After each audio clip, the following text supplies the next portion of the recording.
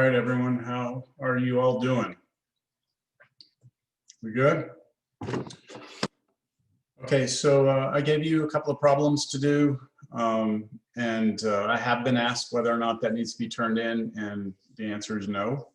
But hold on to those problems. You never know, maybe down the road we can use those as some sort of credit. Were there any questions before we get started? Continuing with partial fraction decomposition. I had one. Yes. So it was problem number 3 Okay. of the homework. Yep. I was just kind of confused on all of it.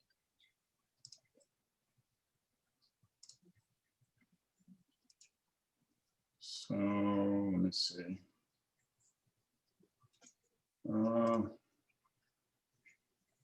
Trying to find where I just worked through this. Hold on. Thought we had just worked through this. Maybe here. Yeah, who cares? Oh, was that it? Yeah, that's that one. That was it. Okay, so you start off by letting u be x squared plus 4. Okay, and then du is 2x dx. So the whole idea here is try and make, well, I should have said we have a linear expression over a quadratic expression that's being repeated, right?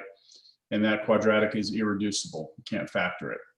So we try this u substitution, and then what we're going to try and do is make the numerator look like 2x dx.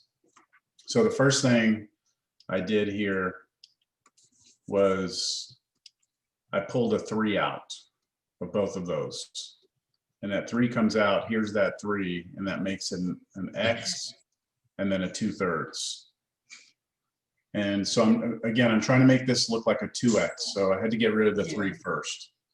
Then I multiplied by 2 over 2 in order to pass the 2 through the top, make that a 2x, and make this a 4/3. Okay, that's where I was confused. Yeah. Once you have that, you split it into 2 integrals. The first integral will be 2x over this. The other one will be 4/3 over this. The first integral goes with just the basic u substitution. The second one, you have to look at this as being this x squared plus 4 to the 3rd. You have to look at it as being the square root of x squared plus 4 to the 6th. So you're rewriting this as the square root of x squared plus 4 squared. But then it was already being cubed. So this becomes the 6th power. And then once you do that, you do trig sub. Okay. And then once you do your trig sub, it all turns out to be cosine to the 4th. And once you get cosine of the 4th, then you rewrite cosine of the 4th as cosine squared theta squared. Bless you. Then you use your power reducing formula, but then you have to square it, and then you have to FOIL it, and then you have to do power reducing a second time. So there's a lot. We didn't go through, I helped out one of your classmates with this, or we talked through it earlier, and we didn't go through the whole thing, but that's just like the basic setup of it. Okay. Does that make sense, Ross? Yes, sir. Okay. Anyone else have a question? For those first 2 equations, if we end up getting them into a form other than, like I got them into a form where I could use formula, I think it was 20. Yeah, good. Exactly. Yeah. So let me bring this up. I'll talk about this right now. There's a few formulas that we haven't used, but they are here. And so the one we should be familiar with is formula 17. That's how we deal with a constant squared plus our variable squared in the denominator. But if you look at formula 19 and 20, those two deal with what happens when you have constant squared minus variable squared, or the other way around, variable squared minus constant squared, which is, I believe, what happens in that second problem. Was it the second problem? I got it for, well, I definitely got it for the second one, but I'm pretty sure I also got it for the first one, so I might have been wrong on that one. Yeah. So it's the same as formula 17. You just have to identify what A is, and then just plug it into this formula. Okay.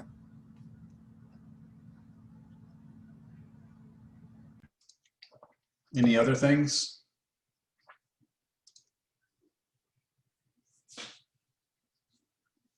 Okay. Let me make sure we are recording. Yes, okay. So today we're going to continue partial fractions. So last class was all about, can we handle these 8 different forms of integrals? Can we do a constant over a linear expression? Yes. Can we do a constant over a repeated linear expression? Yes. Constant over a quadratic where we don't have an x term and there's a plus there? Yes. And now, after what I just said, we can deal with this. We could deal with this. Even if it was x squared minus 9, we could do it because we have a formula. Or if it was 9 minus x squared, we could do it. All right, using formula either, so we'd either use formula 17, 19, or 20 for any type of form we'd have like this. And then a constant over an irreducible quadratic, we complete the square here. And this 7 and 8 are the weird ones. Those are the ones where I showed you that method where you make a basic u substitution and you try and make the numerator look like the denominator, or look like the derivative of the denominator. So that leads us all of this was to get us to be able to handle rational functions, integrating rational functions. That's our goal, okay? Can we take a rational function and integrate it? So let's just start off real quick talking about rational functions. So a rational function, this is a college algebra thing. All it is a polynomial divided by another polynomial.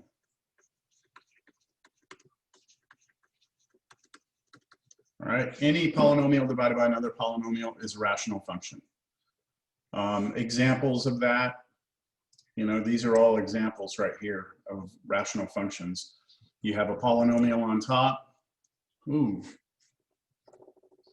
You have polynomial on top, polynomial on the bottom, polynomial on top, polynomial on the bottom. All of these have that form, right? Every single one of those. So the question is, do we have like a general strategy for integrating these things?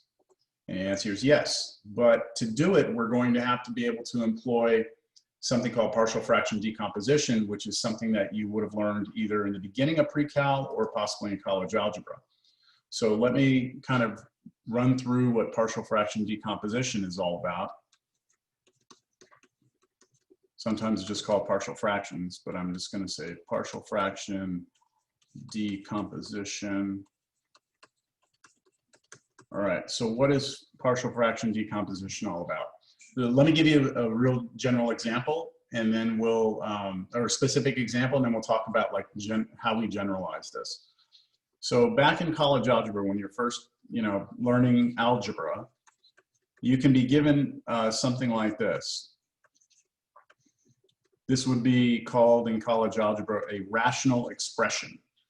It's an expression, there's no equal signs here, it's just an expression that has rational things in it, fractions. And so in college algebra, you're asked to try and put these two things together, right? So to put those two together, what you would do is you would get a common denominator. So you look at this denominator, you look at this denominator, you say, oh, okay, my common denominator must be both of those denominators. So that would be your common denominator right here. Right, so what you do is you try and create the common denominator. So you multiply the first fraction by 1, but you instead of doing 1, you do x minus 3 over x minus 3. And then you multiply the second fraction by 1, but instead of doing 1, you do x plus 4 over x plus 4. And then you go ahead and carry out the multiplications, and then you should be able to put these together. So let's multiply this through 1 times that's just that. Then you have your common denominator, which I'm not going to multiply out yet. And then you multiply the 3 through, so you get 3x plus 12. And you've got your common denominator here.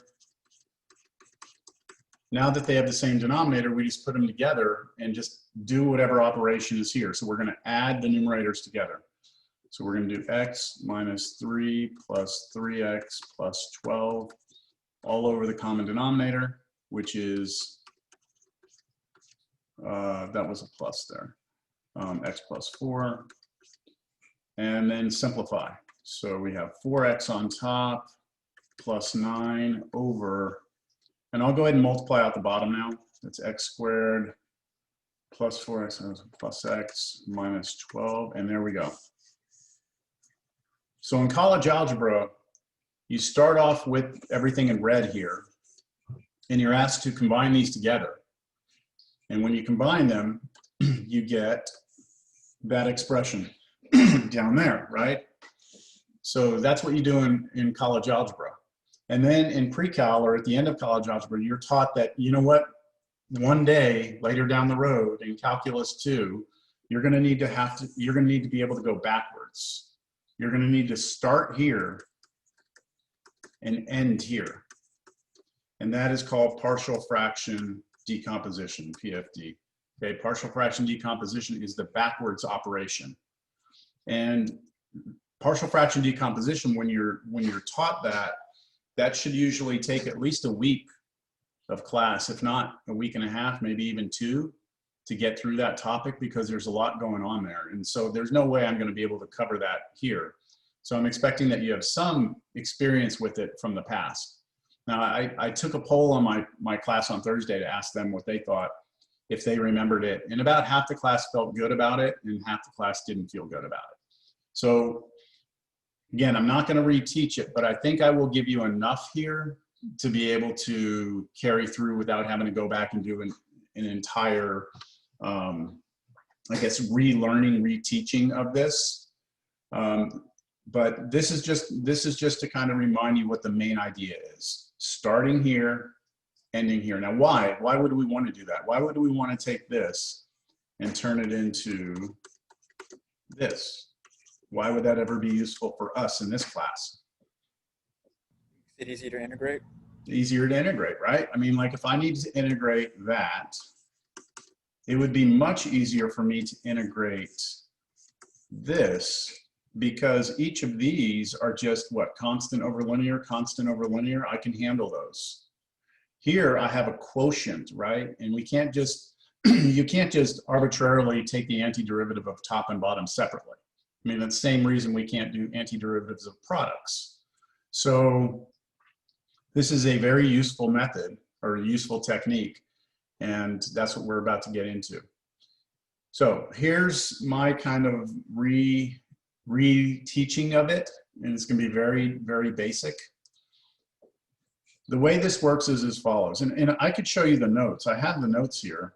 The notes are all here if you've forgotten how to do this. But when you read these notes, this is like written in mathematical language. So it's a little bit tough to read that and be like, okay, yeah, I got it, right? So just looking at examples, I think, is better.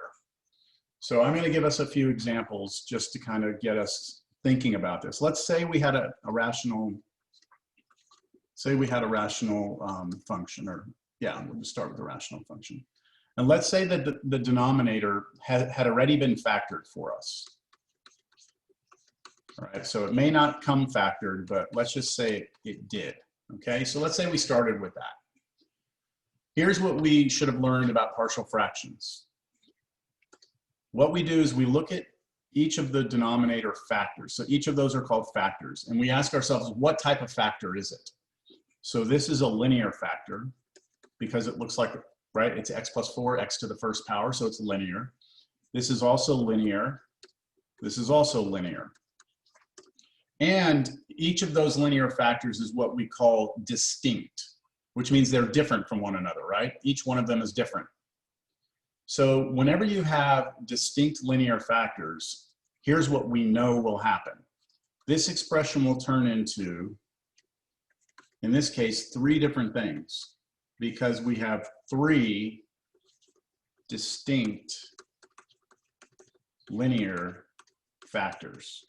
So that means it will turn into 3 things added together, and the denominators of each of these terms are going to be those 3 distinct linear factors. The thing that we have to do, and the whole reason for partial fractions, is we have to figure out what numbers go up here. This A will be a number, the B will be a number, and the C will be a number. We just have to go figure out what they are. All right, and there's a process for that. I'm going to show you that process. Right now, this is just about if we have an expression what do we know it turns into? That's what I want to make sure we understand. Because this first part over here is the most crucial step. You have to have that right or else everything else is wrong. So let's see, what if I change this problem just slightly? What if I did 4x squared plus x plus 1, and this time I did x plus 4, x minus 1, but this time I did x plus 2 cubed. All right, so this is linear, right? This is linear. This is linear, but it's repeated. Okay, so we have 3 distinct linear factors, right? 3 that are different from one another, but one of them is repeated. So here's what we know happens. We're going to get some number a over x plus 4. We're going to get some other number b over x minus 1. This is where things change. Can someone tell me what I'm going to have now? Wouldn't it be cx plus d? Over... That's if it was quadratic. It's not quadratic though. So let me go through it. We'll have c over x plus 2 plus d over x plus 2 squared plus e over x plus 2 cubed. So what's happening here is, it's like, think of it this way. For every linear factor you have, you've got to have that linear factor with a number on top of it. Okay, I have a linear factor here, so I'm going to have that linear factor with the number on top. Anytime it's repeated, what you're going to have is the linear factor with a number, and then the linear factor with that squared with that number, then the linear factor cubed with the number. And so the powers just keep going up. So if this would have been to the 5th power, I would have had another 2 more to go. I would have had f over x plus 2 to the 4th, and then plus g over x plus 2 to the 5th. Does that make sense? The number of linear the times that it's repeated is how many times you have to, how many terms you're going to have, and then the power just keeps going up in the denominator each time. Now, we haven't talked about how you find a, b, c, d, and e yet, right? We are not talking about that. I just want to make sure we understand how to turn, like what it's going to turn into. Okay, so what about this? I'm going to start with something new. What if we have x plus 1 over, how about x minus 1 squared, x squared plus x plus 3. Okay, so let's talk about these denominator factors. This one is, well, x by itself, that's linear, right? That's a linear factor. This is a linear factor, but it's repeated, right? And then what about this one? Could you factor that into 2 pieces? Because it's quadratic, right? Could you factor it? Yeah. Well, you would try at least, okay? In this case, that is not factorable, all right? So I gave you an irreducible quadratic. There's no way you could break that down into two factors. So this is an irreducible quadratic. We've seen irreducible quadratics before, haven't we? Okay, so what does this turn into? All right, well, first we have that first linear factor x. So I know I'm going to have some number over x. And then plus I have another linear factor, but it's repeated.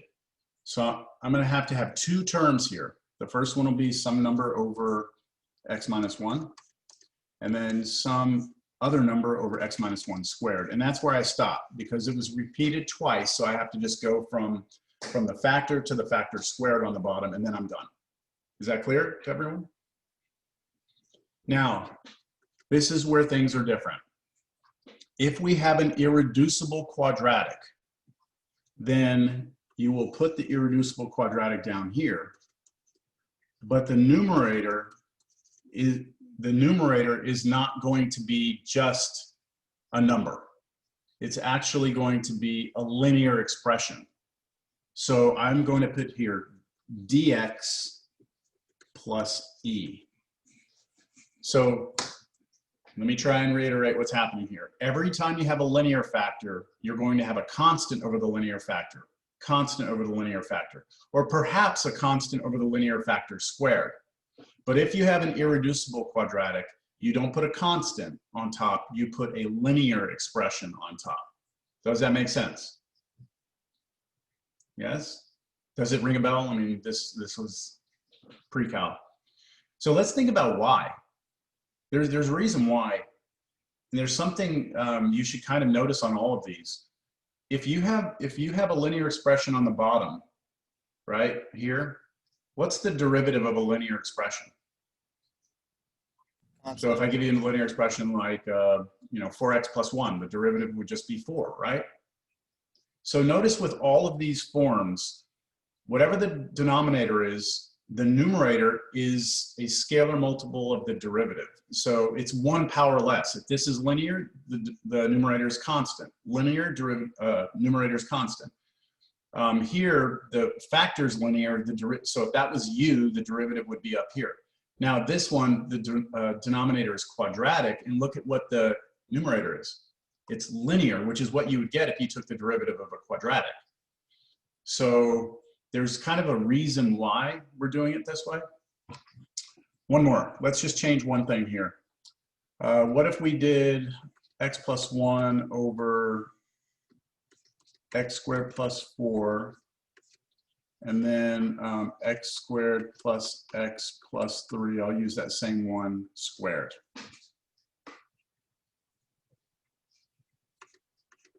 All right, what is that? What is x squared plus 4? Irreducible quadratic, right? We can't factor that. If it was minus, yes, we could, but it's plus, right? This one is irreducible quadratic, but this time what? It's repeated, right? It's repeated. So what that means is that, well, first of all, for the x squared plus 4, I have to have that down here, and then what goes up top? ax plus b. Ax plus b, some sort of linear expression. And then plus, now I have the other irreducible quadratic, which is x squared plus x plus 3, but it's repeated, so I have to have another one of these, but this time squared. On top, does that make sense? That's just like we did before when we had a repeated linear factor. We just had to keep listing it out and bring the power up each time.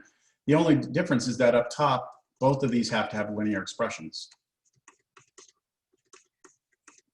And I'm just using the letters A, B, C, D, E, F, right? We could keep going all day long with this. We could do, I could do something where you had, I don't know, x plus 1. You're never going to see this, okay?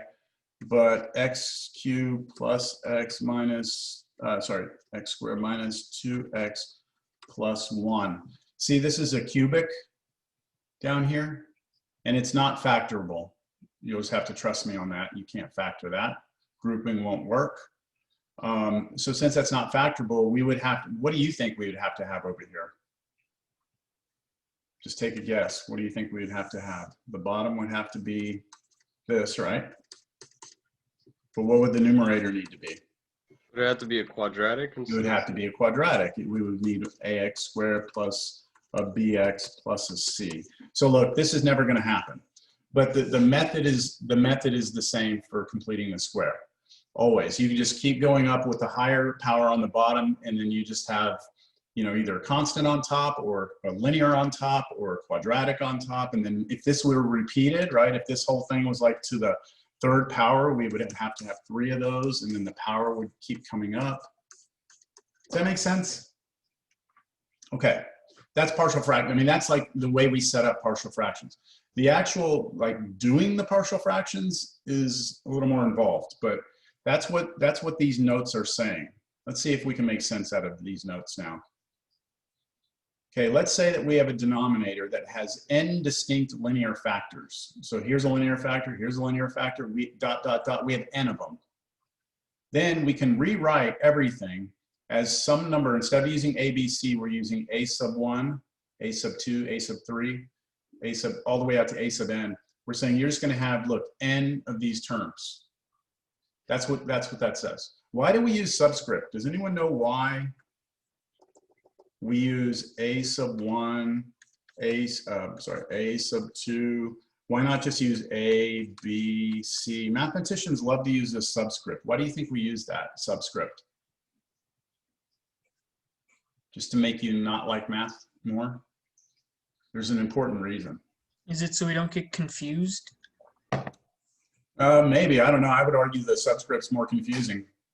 Is it because we would That's fair. have an infinite number of A's then, like instead of just going through the letters of the alphabet? Yeah, what if you had a polynomial, what if you had a rational expression where your denominator had 42 distinct linear factors? What would happen? You'd run out of letters, right? But you never run out of subscripts. And that's why we use subscripts. It's because our letters, our alphabet is finite, okay? So it's not to make your life more complicated, it's to make sure we can cover all cases. Anyway, okay, are y'all ready to get into this? I'm ready to start working. Let's do something here. All right, so let's talk about the strategy, okay? Because there is a strategy. The strategy for integrating rational functions. The very first step is to inspect the degree of the numerator and denominator. So when we talk about the degree, we're talking about the highest power of x that we see in the numerator and the highest power of x that we see in the denominator. So let's just look at these examples here. For this one, the degree, what's the degree of the numerator? What's the degree of the numerator? What is it, 3? Yes? And what's the degree of the denominator? 1. 1, okay. So for all of these, let's look at the next one. For this function g, it would be 2 and 3, and this one would be 4 and 3, and this one would be 2 and 3, and this one would be 2 and 2, right? So the first thing we're always going to do is just inspect the degree of the numerator and denominator. And then we have two cases. If the degree of the numerator is less than the degree of the denominator, we're going to move on to the next step. But if the degree of the numerator is bigger than, greater than, or equal to the denominator's degree, then we have to do long division first, and then move to the second step. So there is a potential here that we may have to do long division before we do anything else. Once we do that, once we get past this first step, then we move on to step 2, which is where we do the partial fractions and then go find the A, B, C, D, whatever it is. All right? So let's do our first example. I'm going to take this one, let's integrate this one. This first one's gonna be relatively nice, as you might expect.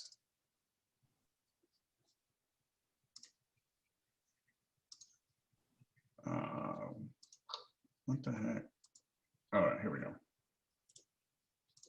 All right, so we want to integrate this. All right, first thing we do is we realize that we have a rational function in there. We have a polynomial divided by a polynomial. You also want to make sure that there's not something easy we can do, like a basic U sub or trig sub or integration by parts, right? We've got all these different things now. But the main thing here is for us to really just be like, hey, look, this is a rational function. Let's go through the steps, right? So what's the degree of the numerator? We already said was 3, right? And the denominator, the degree was 1. So what we have is that the numerator's degree, which is 3, is bigger than the denominator's degree, which is 1. And therefore, the very first step that I have to do is long division. All right, so good old long division. I have not met a student who likes long division yet. So we take the numerator and we put it in the good old long division box. We put it in descending order, highest power of x down. Anywhere we are missing a term, we put a 0. So we don't have an x squared term, so I put 0x squared. We have an x, And that should be fine, just like that. If you want to, you can put a +0 at the end because we don't have a constant. That's really up to you. But that 0x squared is important. Then on the outside, we put the denominator and we make sure that it is in descending order also. And then we do our long division. So we just play a game. We say, what do we multiply x by to get x cubed? Well, x squared, right? So we put x squared. Doesn't matter where you put it, right? And then what do we do with that x squared? Multiply it through the, Yeah, we're going to multiply it here, right, to each one of those. And we put those underneath the division box in the appropriate place. So the first time I multiply x squared times x, I get x cubed. That goes here. And then when I multiply x squared by -1, I get negative x squared, and I put that here. And then the very important step, you come through and you subtract. So you change the signs. So this becomes a minus, not a plus. This minus becomes a plus because you subtracted it. And then we add down. So we should get here the x cubes to cancel. We should get x squared. Make sure you bring that x down. And then you can bring the 0 or you can not even have the 0. It's up to you. And then you play the game again. You say, what do I multiply x by to get x squared? So this time I need x. So I'm going to put an x there, plus x. And then I do it again. Here to here, that's x squared. Here to here, that's negative x. Then I come through and I change the signs again. Minus and plus. We add down, the x squareds go away. We get x plus x is 2x. Bring the 0 down, we got nothing there. Okay, play the game again. What do we multiply x by to get 2x? Just 2, right? So I put a 2. And then I multiply the 2 through. And so I'm going to get 2x minus 2. I come through, I change the signs again, minus and plus, add down, and I get 2. And here's where we stop, right? We stop here because you cannot multiply x by anything to get 2, right? Well, you can, but not easily. So that's it. We are done, and therefore that 2 on the bottom is our remainder. And so what we do is we come up here and we put plus, and then we put the remainder, 2, over the divisor, and the divisor was the entire thing we were dividing by, x minus 1.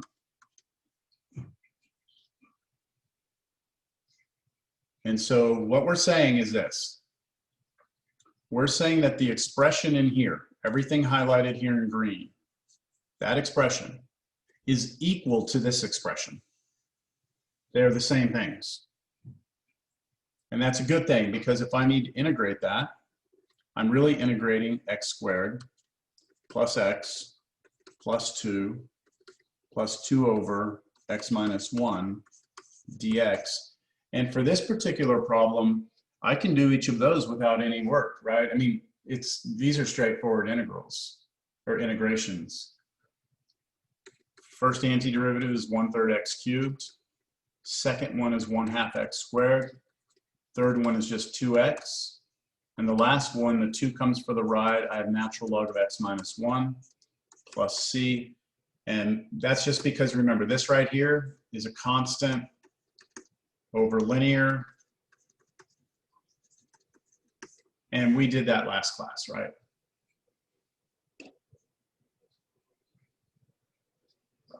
This first example, we did no partial fraction decomposition.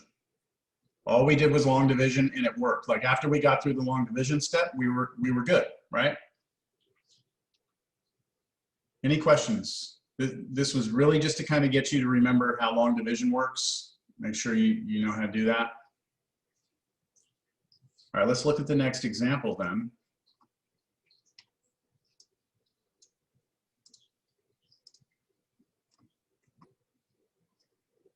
Can I move on? Anyone need that still? We're good? All right.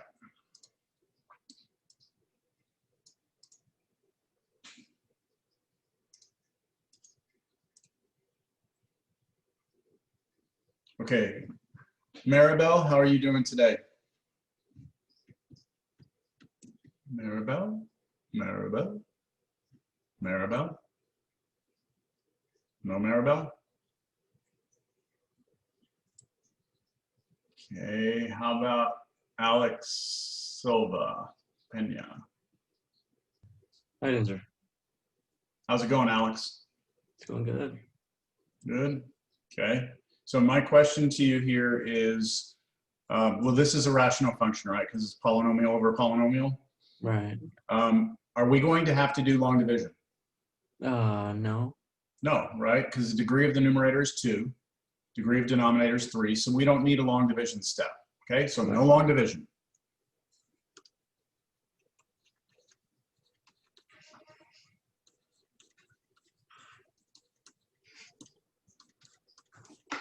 Okay, no long division needed here. So that means we have to move on to the next step, which was the partial fraction decomposition. So what I'm going to do is I'm not even going to be working with the integral right now. All right, I'm not even going to talk about the integral. I'm just going to write down the expression we have, this rational function. Now, remember that when I was reviewing what happens when you break things down, everything I ever gave you, the denominator was factored, right? I had already factored it for you. Here it's not, right? Here it's not factored, which means we have to factor it. And Alex, you're off the hook. I just wanted to call on somebody just to make y'all be ready. Okay. Unless you want to tell me, Alex, how you could factor the denominator. I was trying to think about that.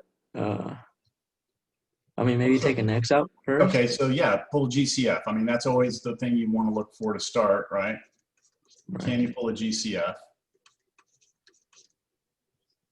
We can, all right. And then I guess it's the regular factor. Yeah, regular factoring on this one, right?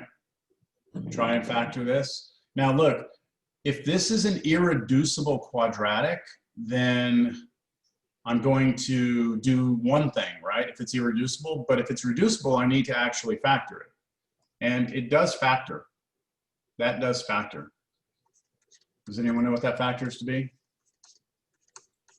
2x minus 1 and x plus 2x minus 1 what? parentheses and x plus 2. X plus 2. Good. Okay, so that step right there of factoring, I'm going to have to just trust that everyone in Cal 2 class can factor a trinomial. All right? Right. So hopefully you can get to that. All right, now, what do we have here? I think we're factored out pretty completely here. There's not much more we can do. So we have linear here. We have a linear factor here. We have a linear factor here. We have 3 distinct linear factors, right? So I know right now that this is going to turn into a over x plus b over the second linear factor plus c over the third linear factor.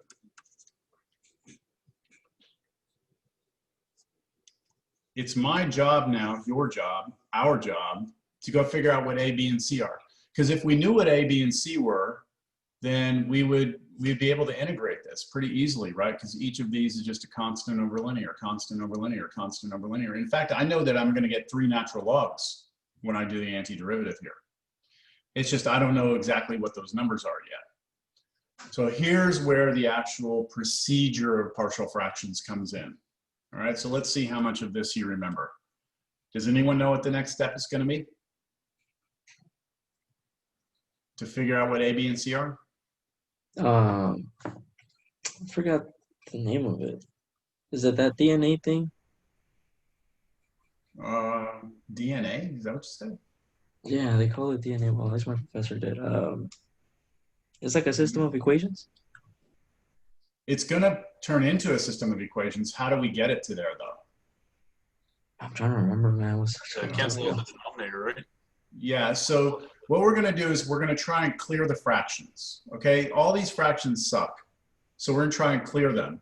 So we're going to multiply by the least common denominator. The least common denominator will always be, always be this. I guarantee you that every denominator over here is one of these factors, right? So if I multiply the left side of this thing by, because we have an equation, right? If I multiply the left side by that, and I multiply the right side by that,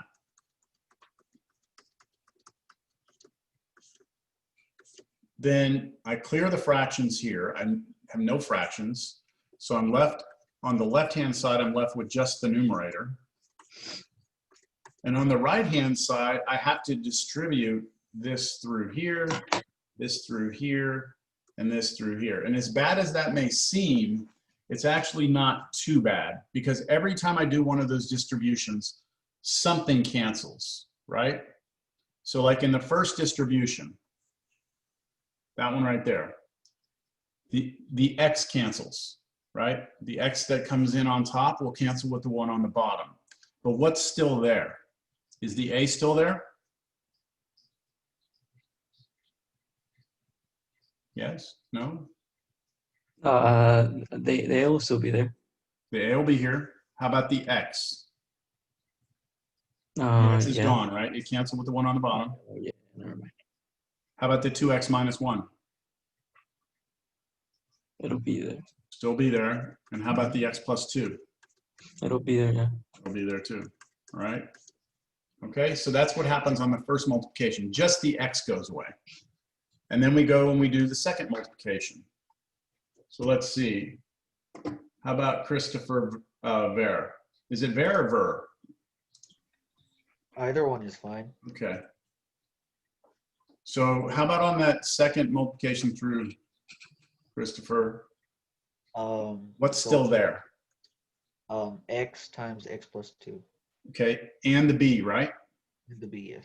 Yeah, the b, and then the x, and then the x plus 2. And then the last one, we got the c, the x is still there, and this time the 2x minus 1 is still there. Okay, so that's just an algebra step, right? We multiply both sides by the denominator on the left. It clears out the left side, except for the numerator. On the right side, certain things go away, certain things stay.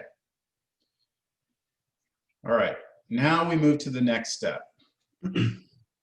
If you notice what we have right now, we have a single equation, right? A single equation, and we have 4 things we don't know. We don't know A, we don't know B, and we don't know C, and we don't know X. Do you agree? There's 4 things we don't know, and we have 1 equation. You can never solve an equation when you have more than 1 variable in it.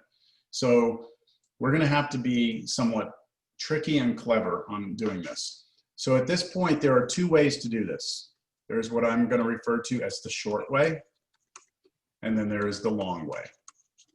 All right, now let me give you a little bit of kind of some warning and heads up on this. The short way is, well, it's short. It's short and sweet. The problem with the short way is it doesn't always work, all right?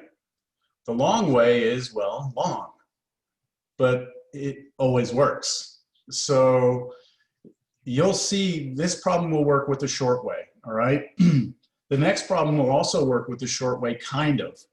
I'm gonna do it both ways, and that way you know how to do it. But later on, we'll get to a problem where you can't use the short way. So you've got to know the long way, all right?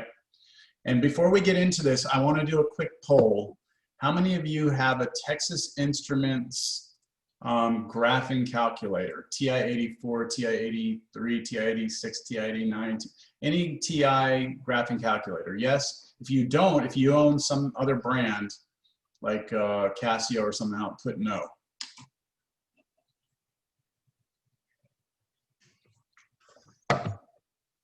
Or if you don't have a graphing calculator at all, hit no.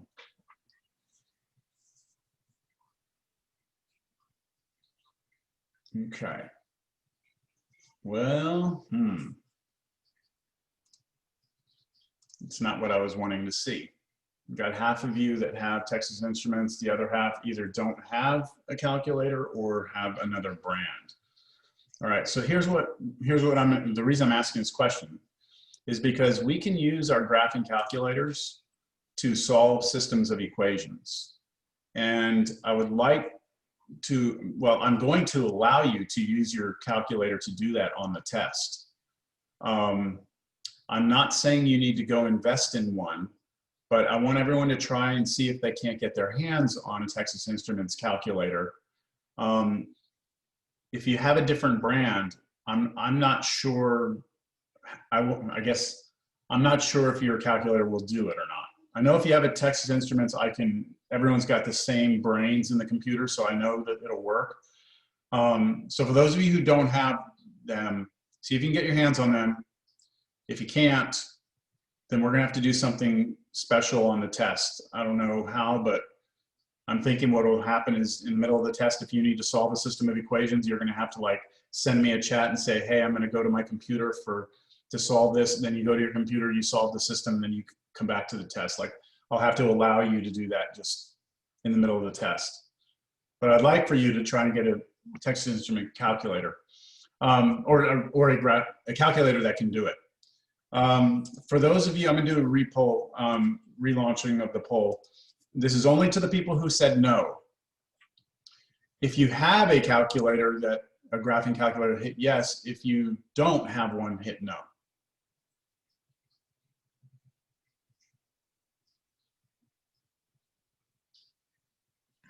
Professor, can you repeat the poll question? The question is, if you said you don't have a Texas Instruments calculator, then answer yes if you do have a graphing calculator, it's just not Texas Instruments. Hit no if you just don't have a graphing calculator.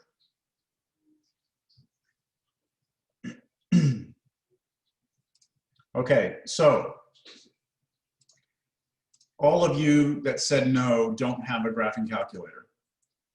I'm assuming all of you that said no are STEM majors. I think it's probably time. Okay, I think graphing calculator is useful the rest of your way through your academic life. I would advise that you go get one. And I'm only going to recommend Texas Instruments because it's the most commonly used. So when you're in classes down the road, you're probably going to have a lot of classmates with the same types of calculators. And so I'm definitely not tied into TI at all, okay? But that would be my recommendation. If you go Casio, I'd say like 1 in 50 students have a Casio. So you're going to find yourself not knowing what keystrokes to do and stuff like that. So that would be my advice. As far as what to get, TI-84 is fine, but you can go up from there. You just have to be careful because there are some calculators that have what are called computer algebra systems that will actually do factoring, they'll take derivatives, they'll do integration. And if you get one of those, sometimes you're not allowed to use those on tests. So like if this were a face-to-face class, no one would be able to use a calculator with a computer algebra system. But because we're Zoom and you're at home and I'm not gonna make you go reinvest in anything, I don't care about it here. You still have to show your work.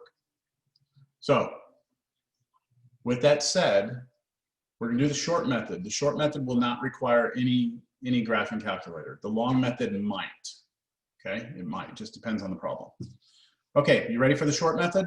Let's do this. Okay, for the short method, what we're gonna do is we're gonna be clever. All right, we're gonna be very clever. We're gonna first tell ourselves, hey, let's figure out what A is, all right? And so we start off with that equation and we look at everything, we say, is there a way that I could pick an X, like just plug a number in for X, that would essentially kill off the B and the C parts of this equation? So what could I choose for X that would kill off that B part and the C part? 0. 0. 0, right? Okay, so if I let X be 0, then I should at least kill off the B and C part, right? So I'm going to do that. I'm going to let X be 0. Now, there's not many times in our mathematical life that we have freedom to do stuff, but here we actually have freedom. We can choose X to be whatever we want it to be. So I'm choosing X to be 0, and then I'm going to rewrite the entire equation, both sides, left and right. So what happens on the left when I plug in 0? Oh, you only have 1 left. Just 1 equals, okay, now A times, let's see, 2 times 0 minus 1, and then I have 0 plus 2. So I'm just plugging in 0 for all the x's, and I know that 0 here and 0 here, the whole reason we picked it was to kill those off, right? Zeros right there are going to wipe everything out. It doesn't matter what everything else is because that's a 0, so it's going to be gone. And so this is just 1 equals a times -1 times 2. So you wind up getting 1 equals -2a. So a is -1/2. So now we know what a is.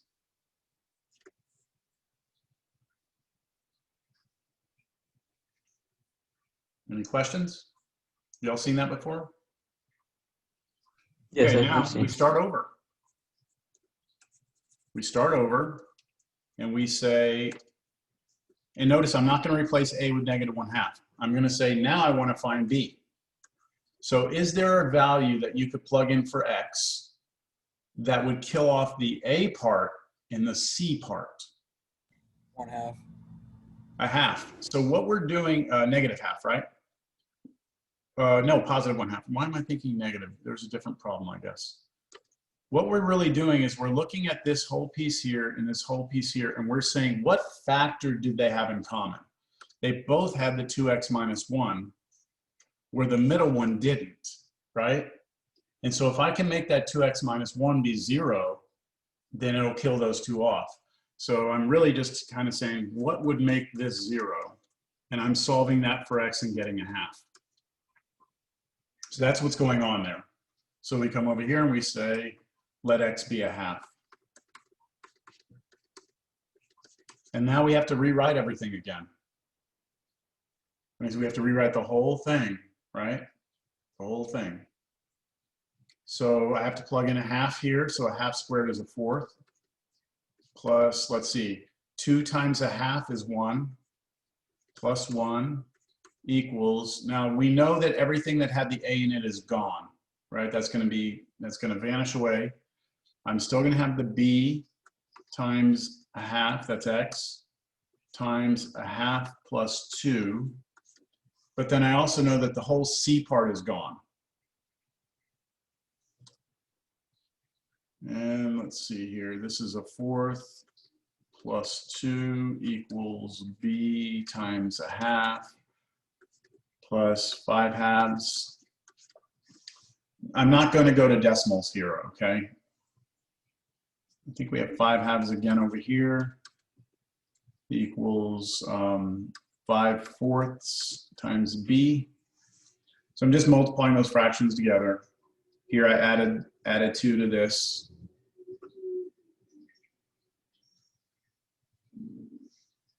Any questions? Did I get that 5 halves wrong? Oh my gosh. I think it's 9/4. Yeah, 9/4. I don't know why I put 5 halves. 9/4. Is this right? Something seems right and wrong. Half plus 2, that's 4, that's 5 halves, multiply 5/4, yeah. I just don't remember this answer. This right here is, I can rewrite 2 as 8/4. Add those together, 9/4. Yeah, I don't know why, I just don't recognize this answer. I would, at this point, I'd just multiply both sides by 4/5. So that would kill that off. I get b is equal to 4's cancel 9/5. Is that all right? And then I go get c. Same thing. I need to pick a value of x that would let me get c. I'm just going to do it here. I'll do the long one somewhere else. So to get c, what am I going to let x be? If I want to try and get the c part to stay and these two pieces to go away. -2. -2. Yeah. Okay, so I plug in -2. I get 4 minus 4 plus 1 equals, the only thing left is the c part. So c times -2 times -4 minus 1. So we get 1 equals -5, 10. I think that's 10c. So c is a 10th.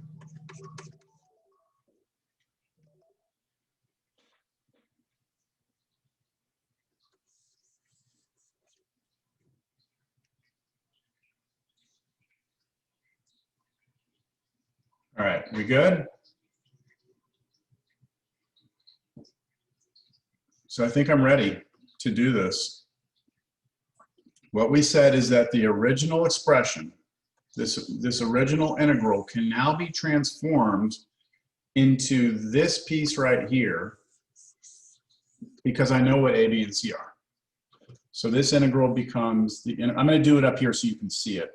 The integral, I have a, which is -1/2, right? -1/2 over x plus b, which was, I think, 9/5 over 2x minus 1, and then plus c, which was 1/10 over x plus 2 dx.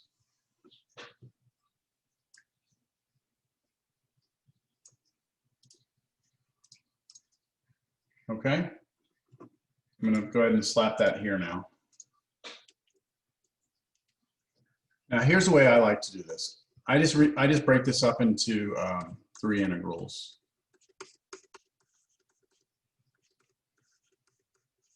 Notice what I'm doing with the constants. I'm just bringing them out.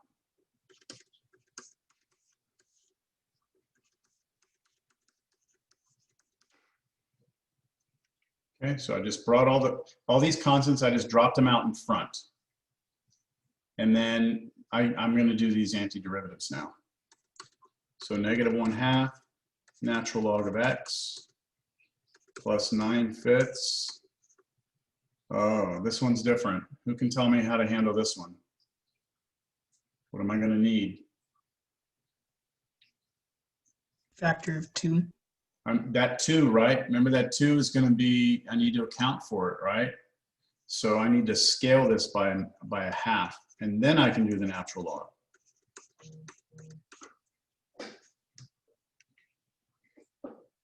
And then 1/10. Here I don't have to scale. Natural log of x plus 2 plus c. There we go. Yeah, I could put these together. That's 9/10.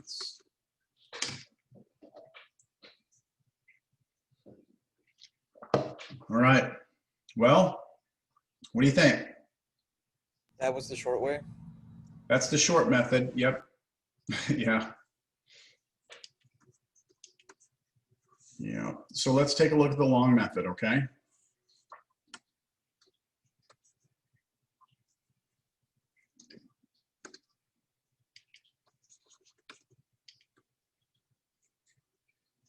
I don't understand this highlighter thing. It never seems to erase properly. Okay, so I'm going to go back to this step right here. And now we're going to do the long way. All right. So here's how the long way works. What we're going to do is we're going to multiply everything out on the right-hand side. Like we have to expand it all. That means that I'm going to take these two, I'm going to FOIL and collect like terms. And don't forget, after you FOIL and collect like terms, you then need to send an A through to everything. Now, I'm not going to show all of that because that's algebra and we all passed algebra. So let's just talk about it'll be 2x squared will be the first term, but then I have to hit that with an A. So I'm going to put 2ax squared. The next one will be a 4x, then you take away an x, so that'll be plus 3x, but I have to hit that with an A. The last term will be -2, but I have to hit that with an A. All right, so everything here that I just did is just this. Now on the next one, it's not as bad because I can just send a bx through both of those, right? Just send a bx through. So we should get plus bx squared plus 2bx. I like to write it in the order where I always put the number first, then the capital letter, then the variable x. That's the way I like to order things. And then on the last one, we can actually do cx straight through. So this will become 2cx squared and then minus cx. Any questions? I've removed parentheses. The next step is to rewrite the equation again. And now collect like terms. So here's an x squared term, here's an x squared term, here's an x squared term. I'm put all three of those together next to one another. 2ax squared plus bx squared plus 2cx squared. Then I'm going to collect all my x terms. 3ax, 2bx minus cx. So I'm going to put those together.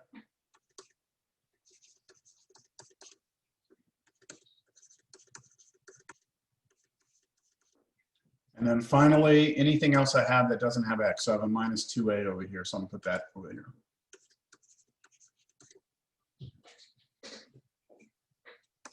Almost there.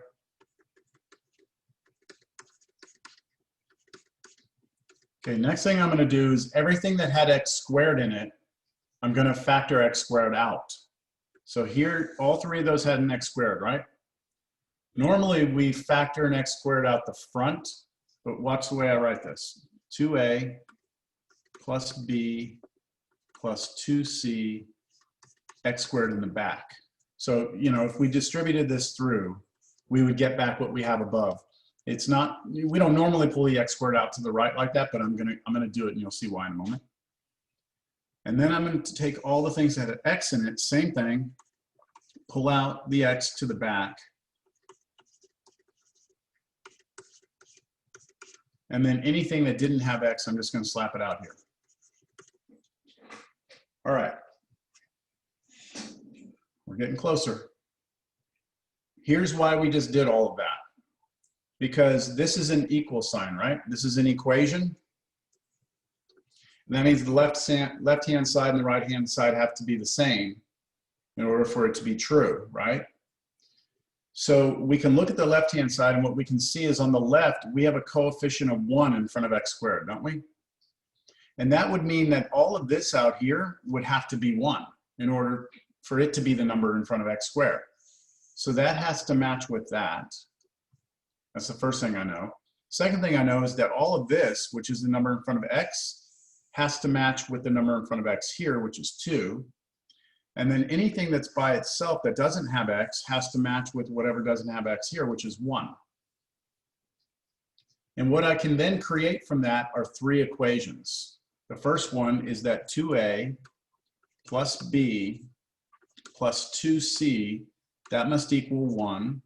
Then I have that 3a plus 2b minus c must equal 2. And then the last equation is that negative 2a must equal 1. And this is a system of equations.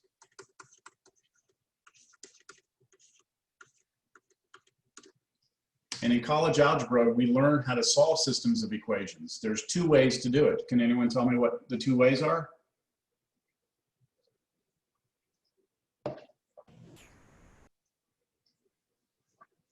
Substitution or elimination. Elimination. So substitution usually works really good when you have 2 equations and 2 unknowns. But anytime you have more than 3 unknowns and 3 equations, elimination is better. And so algebraically, right, in college algebra, you should have had to have solved a system like this before. We are not going to do this by hand because a problem like this could take a while, all right? And it's already taken us a while to get even here, right? So I'm not here to test you on your ability to solve a system of equations. I'm here to make sure you understand how partial fraction composition works and how we how we implement that within a strategy to integrate. So for this is where I would like for you to use your calculator. All right. So I'm going to show you, for those of you who don't have a calculator, don't worry about it right now. But again, I think it would be a wise thing to invest in one at some point. If you're not going to use a calculator, then you might have to use a computer to solve this. And I'm not sure where. You might go to Wolfram Alpha or something like that. Maybe we'll do it on Wolfram Alpha in a minute. But I would like to show everyone how to do this on their TI calculator. So before I do it, I just want everyone to know that everyone that has a TI calculator, I want you to know this before I do it. There are different ways to do this on your calculator. Some of you have the TI-89, some of you have a TI-84, some of you have TI-84 Plus. The user interfaces are a little bit different on each of these calculators. So I know that there might be a more efficient way to do this. I'm aware of that. I'm going to show you the way that will work on all of your calculators, regardless of which calculator you have. All right? So I'm going to share on my screen a free Texas Instruments emulator that I bought, or that I found online. So let me bring it up here. So, here it comes. There we go. Can you all see that okay? Try and make this. All right, so here's what I'm going to do. And you don't need to don't worry about, well, let's not get bogged down on the language of this. Just do what I'm about to do. We're going to transform this system of equations into what's called an augmented matrix, which is just the equation rewritten without the A, B, and C's. So we're just going to write the coefficients. So the 2 in front of the A is a 2, the 1 in front of the B is a 1, the 2, and then I have a 1. And I do the same thing for the next row. 3, 2, -1, 2.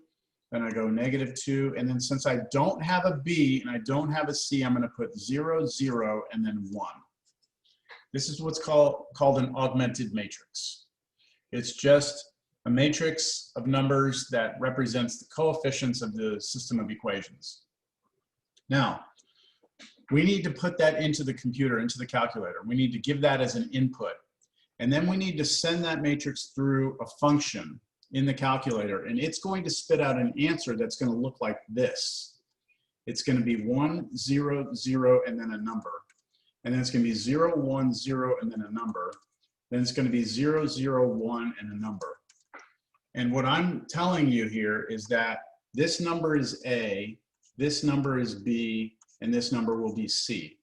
And I want you to think about that, because what is this new matrix? If I were to tell you to go back and now plug the A, B, and C back in, what would that first row be saying? We have 1A plus how many B's?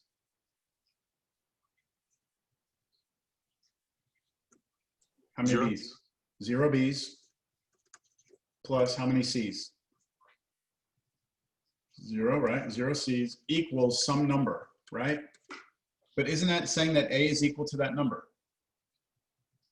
And isn't this second row saying that, well, you don't have an A, you don't have a C? This is saying B is that number. And then this last one is saying, okay, you don't have an A, you don't have B. Oh, C is that number. The question is, how do we get from there to there? How do we start here and get to this? That's what you do when you do elimination in college algebra. But our calculators can do it if we call on this function called RREF, which stands for reduced row echelon form. Okay, that's what it's called. So any matrix that has this form is said to be in its reduced row echelon form. And the great thing about it is if you basically have ones down the diagonal like this, then these numbers on the side are always your answers. Okay, so you ready for me to do this? I'm about to put this into the calculator. Here it goes. So first thing I'm going to do is I need to bring up the matrix menu.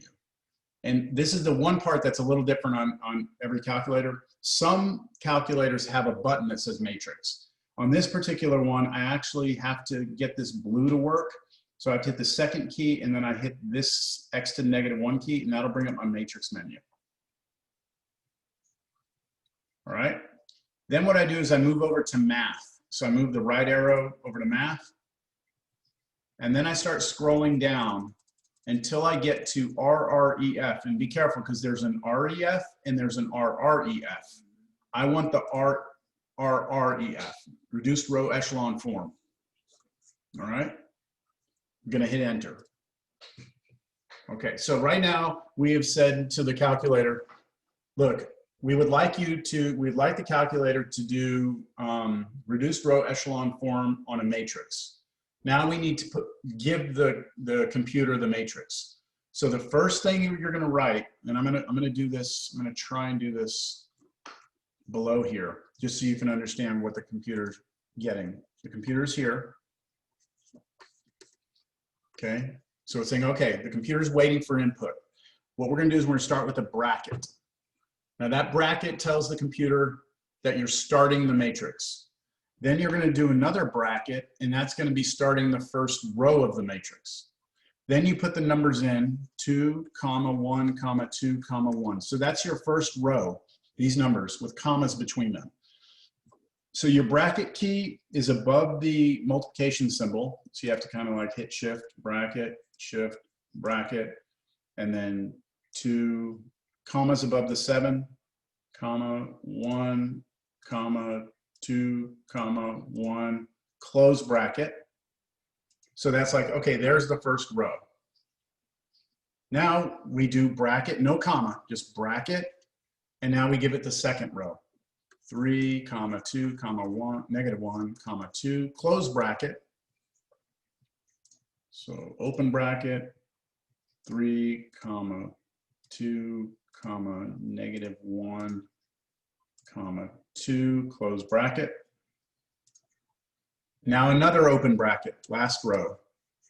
-2, 0, 0, 1, close bracket. Negative, make sure you use the negative key, not the minus key. 0, 0, 1, close bracket. What do you think comes next? Because we've done all the rows. Close bracket. Close bracket a second time. That closes off. That tells the computer we are done with the matrix. And then there's one more thing. Close parenthesis. Okay, close parenthesis, because that closes off the function itself. So the parentheses is above the 9. Oh, oops, shit. Delete that. Okay, I wanted parentheses. All right, and then hit enter. See that? Here's, it spit back the reduced row echelon form. You see the ones around, along the diagonal. Now it gave us the answers as decimals. So there is a key on a lot of your calculators where you can, trying to figure out where it is on this one. It's like a little arrow, hold on. Where is it? I did it just the other day. Okay, so I think I have to go to math. Yeah, here it is. I just hit the math key, and then you can see how it says like a little arrow to fraction or arrow to decimal.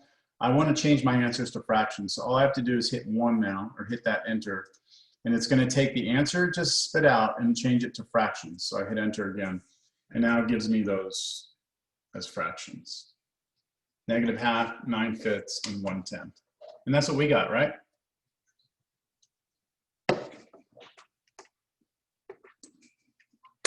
All right. We've done 2 problems. Let's do another one. So obviously, once you have those answers, you go back and do what we did before, right? Just plug them in and do your integration. Okay.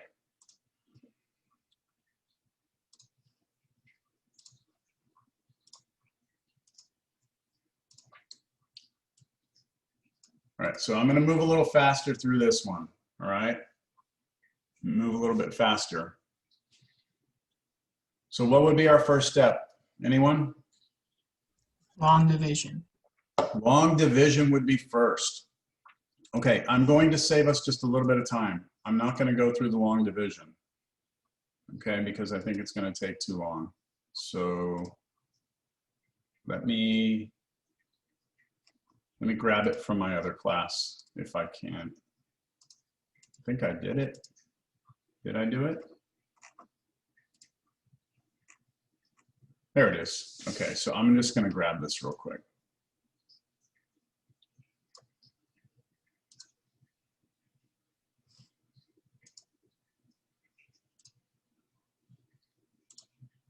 So the first step here would be long division.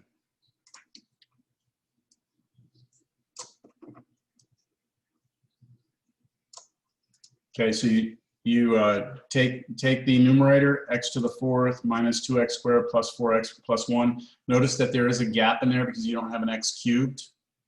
So you have to put a 0x cubed, and then you put the divisor out here, and then you start doing this thing, all right? So I'm going to just leave this to you all to figure that out on your own because it's long division. Let's get to the integral. The integral that's left now is x plus 1 plus the 4x over the x cubed minus x squared minus x plus 1 dx. Okay, so the first step there was long division, and that allowed us to rewrite this integral as follows. Are there any questions on that?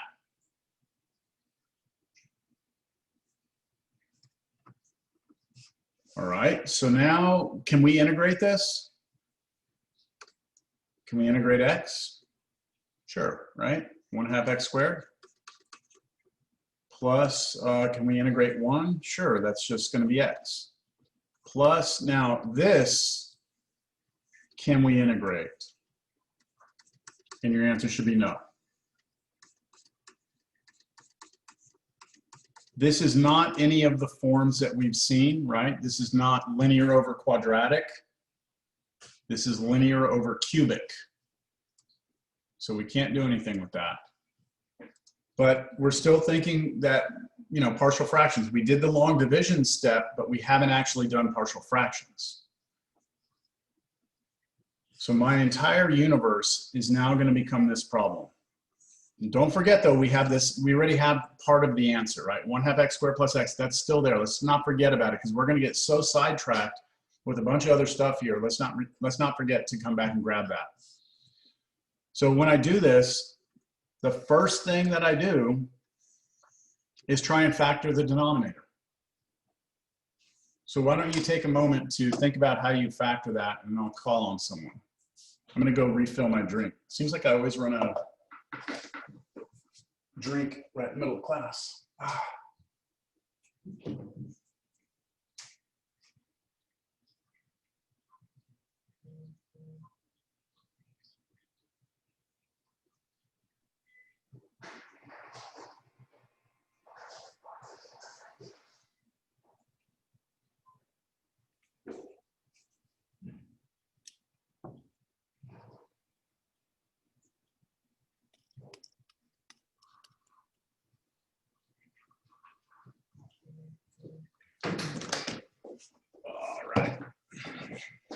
Well, who's got it? Should I call on someone? How about I call on Stephanie? Stephanie Vargas? Stephanie here? No? No Stephanie? Yusuf? Sure. Got an idea how to factor that? Not really. I know there's going to be 3 linear equations at the bottom. Just trying to figure out how to get there. Because you can't pull an x out because there's that. Can't pull an x out. How many terms do you see? How many terms are in that denominator? 4. 4. Okay, so anytime you see 4 terms and you start thinking group factoring, you should think grouping. 4 terms should be a thing where you're like, oh, grouping. So this is where we slash it. We pull a GCF out of the first 2. And then on the second 2, we can pull a -1 out. And the whole idea behind grouping was to get these two things to match. So this is grouping I'm doing over here, right? And this leaves us with x minus 1 times x squared minus 1. And then that gives me x minus 1 times x plus 1 times x minus 1. And that gives me x plus 1 times x minus 1 squared. Okay, so this is grouping. I'm just doing the factoring here. We slash it, we pull a GCF out of these two. Then over here, we try and pull out something that will make these two match. So I have to pull a -1 out. Once these match, we pull that out front, and then these two coefficients go into parentheses. We notice that x squared minus 1 is a difference of squares, so it splits. And then we notice we have x minus 1 twice. Okay, so my new denominator is x plus 1 times x minus 1 squared dx. And now I'm going to go do my partial fractions. So I think it's a good place to kind of stop and do my partial fractions. So I'm going to go here. I've got x plus 1. I've got x minus 1 squared. So I have two linear factors, but one of them is repeated. So I should have an a over, well, let's see.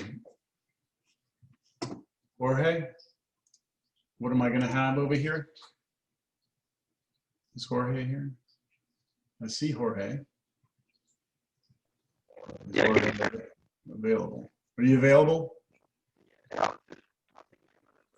So I should have a over what?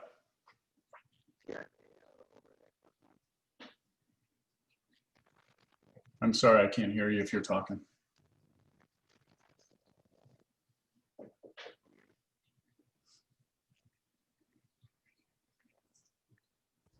Can you hear me now? Oh, I can hear you now, yes. Sorry about that. So you have a over x plus 1. X plus 1?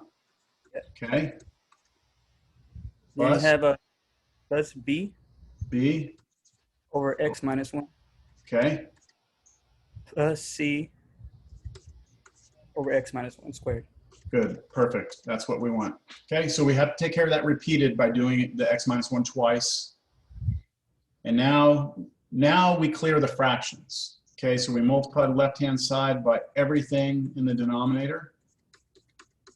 And we multiply the right-hand side by everything in the denominator. Left side, things are good, just becomes 4x. Right side, we must distribute. Okay, so Cheyenne around?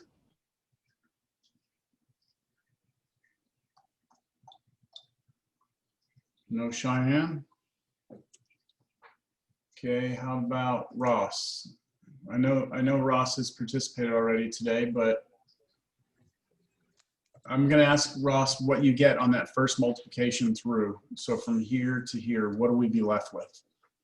You would get a times x minus 1 squared. Good. Okay, you want to keep going? Sure. And Okay, then you'd get b times x minus 1, x plus 1 times x minus 1. yep. So one of the x minus 1s goes away, but one of them's still there. Okay, last one? And then plus c times x plus 1. Good. Both the x minus 1s cancel. Mhm. Okay, great. Good, good. Now at this point, Varun, you can do the short way or the long way. What would you like to try? I'd rather do the long way just because I trust my calculator more than writing it down on paper. Okay, that's fair. Let's just think short way for a second though, just to see whether or not it would work. So let's say right now that we wanted to get a, right? Then can you think of a number that you could pick for x that would kill off the b and the c? Can you all think of something? -1. -1. -1 would kill off this, and we would be good, wouldn't we? So we would be able to get a. Does everyone agree with that? A, check, we'd be able to get. But what about b? Could we get b? So you need to be able to kill off this one and this one.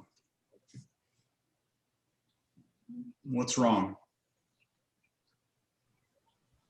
You can let X be something, right? But you can't let X be two things at the same time. So you could maybe say, oh, we'll kill off the A by letting X be 1, but what happens? If you let X be 1, it kills off the B, which is the part we're looking for, right? So that doesn't work. Also, you could say, all right, we're trying to find B, so let me kill this one off. So you plug in -1. But wait a minute, -1's going to kill that off. So you're not going to be able to get B. Does that make sense? So there's trouble here, right? There's trouble. It's not as straightforward. Now, it turns out you could get C. So you could go find A, then you go find C, and then you could use that to go get B. But I like Varun's way. Let's just do the long way, because this just looks like we're going to run into issues. And it's not that bad. You just have to distribute, right? It's not terribly difficult math here, especially on this one. The distribution through to clean things up isn't bad. So A goes through, AX minus A, plus this is the worst one. We have to FOIL this out. Wait, Professor. Yes. On the A, wouldn't it be X minus 1 squared Where? on the first term? You had Did I A leave times X squared minus 1. off? Wouldn't it be X minus 1 Yes. squared? Okay. Yes. Thank you. Yeah, I did leave that off. That's squared. Thank you for pointing that out, Peggy. Everyone see that? That's squared. I'm sure Ross said it. I just probably didn't write it down. Okay, so that's not as simple. I'm glad you brought that up though, because that would have messed everything up after that. Okay, so I have to square that. So maybe I'll write it right below it just so I could see what it was. X squared minus 2x plus 1. That's what the squaring would have been. Then the A goes through. And then if I FOIL out the next one, it'll just be x squared minus 1, difference of squares. And we still have a b in front of that. So plus bx squared minus b. And then the last one is very straightforward. That's just cx plus c.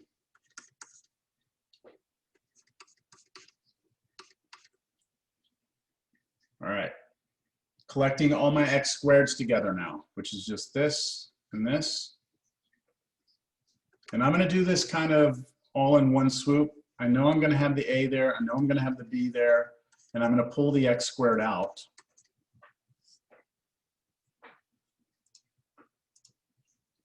And then on the a's, or the x terms, I have minus 2ax and plus cx. So watch the way I write this. I'm going to put plus and then in parentheses minus 2a plus c, and then here comes the x that I pulled out. So I put a plus here, even though my first term had a minus on it. And then I look at the things that don't have any x's, here, here, and here. So that'll be plus a minus b plus c. And I even like to throw that in parentheses too.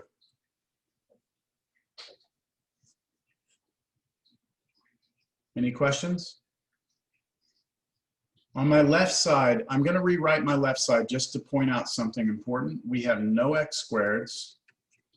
We have a 4x, and we have nothing for a constant, right? So that's another way to write 4x. And the reason I did that is just so I can match things up.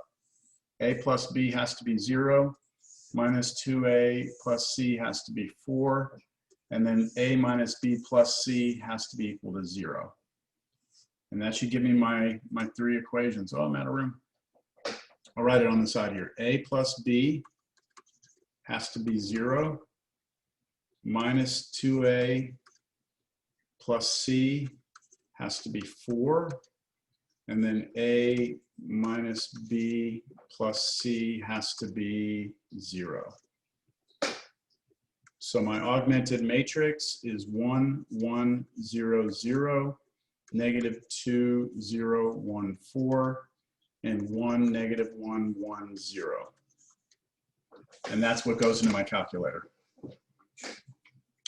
I'm going to let some of you do that And I know there are people here who don't have a calculator. So I'm going to go to Wolfram Alpha and see what happens here. I don't know how we can solve this on Wolfram Alpha, actually.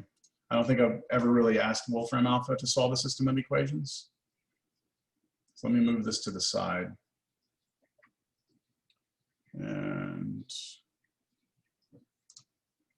let me see if I can go to,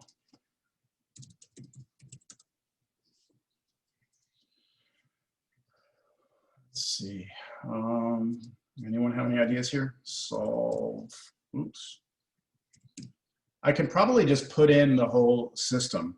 I can just put in like a plus b equals 0, comma, negative 2a plus c equals 4, comma, a minus b plus c equals 0. I bet you it'll solve that system. Yeah, it did.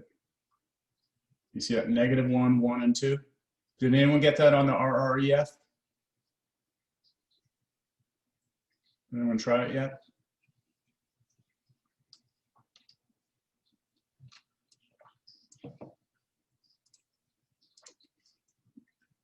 Oh, I have to. New? Whoa. Calculator. What's going on? It went away.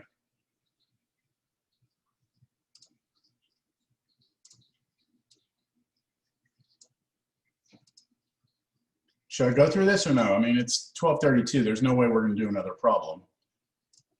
So I go matrix menu, I go to math, RREF, enter, bracket, bracket, 1, comma, 1, comma, 0, comma, 0. It's a lot easier when I'm punching these keys. It's hard to point and click. Negative 2, comma, 0, comma, 1, comma, 4. 1, comma, negative 1, comma, 1, comma, 0. Close, close, close. Negative 1, 1, 2. There we go.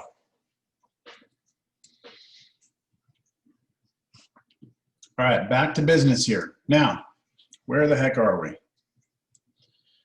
Negative 1, 1, 2. So this, back at this place right here, we now know that A is negative, sorry. Negative 1, that's 2, right? Now I need to go back and look, oh, it's right here. Okay, awesome. All right, so remember we had a 1/2 x squared plus x plus this new integral. So that's gonna be, y'all can help me do this because I have to go to a new page. So our answer to this problem is gonna be 1/2 x squared plus x plus the integral, and it was 1 over, shit, I already forgot. Oh, negative 1 over x plus 1. Negative 1 over x plus 1, and I should be able to get the rest. 1 over x minus 1, and then 2 over x minus 1 squared dx. All right? Now we should be able to handle these. The first integral is just going to become a natural log. I'm bringing the negative out, negative natural log of x plus 1. The second one is also natural log plus natural log of x minus 1. The third one is not a natural log. We have a constant over a repeated linear factor, so that's like u. So we've got an integral that looks like this, 2 over u squared, which is really like integral of 2u to the negative 2. So the antiderivative of u to the negative 2 is negative u to the negative 1. So just use power rule on that one. So we should get a minus 2 and then x minus 1 to the negative 1 plus c, and then we still have the x up front and then the 1/2 x squared. So that should be it right there. Are there any questions on any of those antiderivatives? It's a little bit of work, huh?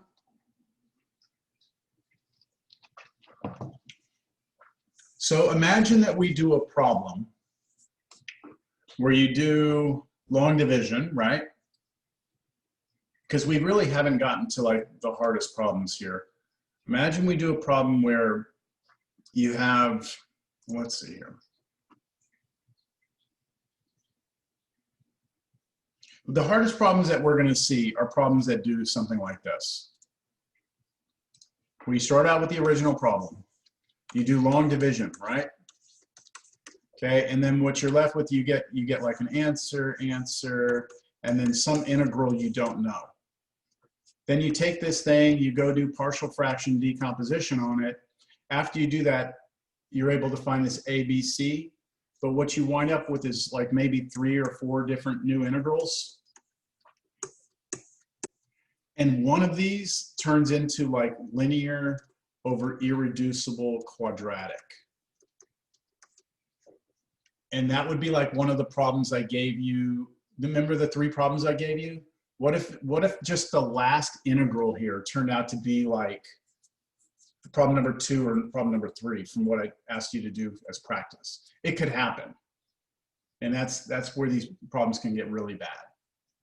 So you got this one, you know, you've done all this work and you get to this one integral here, and then you realize you got another like 30 freaking minutes of work to do, you know? So we aren't there yet. We haven't done those, but you can kind of imagine that it could get bad. So now going back and looking at the exam, remember we've looked at this exam several times now. When you look at this, now when you look at numbers 2, right? This is going to be partial fractions, right? No long division required. You're going to try and factor the denominator. This does factor 2 linear factors, A and B. Go figure out what they are. Easy integration after that.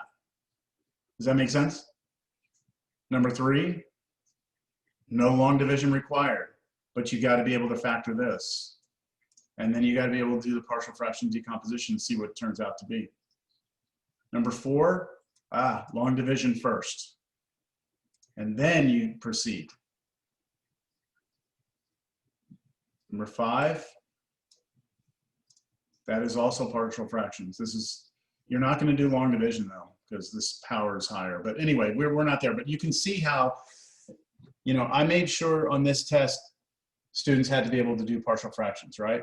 But I promise you that within these problems, there's going to be other stuff. There's going to be like some trig sub that you have to do, or there's going to have to be that problem where that special method I showed you where you try and get the numerator, you like multiply by 8/8 on the outside, move the 8 in. That stuff I was showing you, that's built into this. It's in there. It's just you gotta dig all the way down to it to get to it.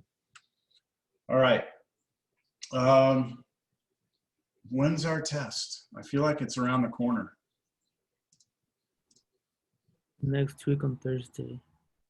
So let's see, today is the 5th. So it's next Wednesday, right? Is that right? Yeah, that's right. Right, okay, so we're a little behind. I'm wondering if we're even gonna have improper integrals on this exam too. I'm thinking we come back next time, we gotta do more partial fractions. We gotta do a few more examples. And as you can, I mean, look, we've only done really 3 today and class is over. So I'm gonna have to do maybe 1 more. Hopefully I can get through 2, and then we can talk about the evaluating definite integrals. But yeah, I think realistically, if we're gonna keep our test on the 14th, I don't think there's any way that we can get a full treatment of 6.6 in there at all. So it's looking to me like our test is gonna stay the 14th, but we'll stop at 5, 2, 3, and 4. That may seem like we're covering 3 sections, we're not. It's one idea, it's one concept. So, and I think you'll be okay with it once I show it to you. You'll be like, oh, okay, that's easy. All right, any questions? Well, homework, right? Let me just make sure, I'm gonna tell you what to avoid. Although at this point, I've pretty much given you the gist of it. For 6.3, Yeah, I mean, I would go after at least the first, anything from 7 through 20. Anything 7 through 20, I think would be doable. The only thing we haven't done is I haven't shown you what happens when we have an irreducible quadratic in the denominator and how we do the partial fraction decomposition on that. That's the only thing we haven't done. So, but the long method works. So you already know the long method, so you could do it that way. So I'd say the first 7 through 20, anything in there is safe right now for you to do. Anything past 20, like you might get stuck. But we'll talk more about that next time. All right, we good? Work on that homework. Make sure you finish 6.2. Make sure that all of that work for 6.2 is done. And I've given you the test, not the test. I've shown you now this test. I'll leave it up here if you want to start, like if I were you, right? I would start seeing if I can do these problems, right? Like this is a level of problem that I've asked in the past. And so if you can handle those and you have some sense of where you are, right? All right, everyone. I'll hang out here. Well, actually my office hours start at 1, but I'll hang out for a minute here if anyone has anything.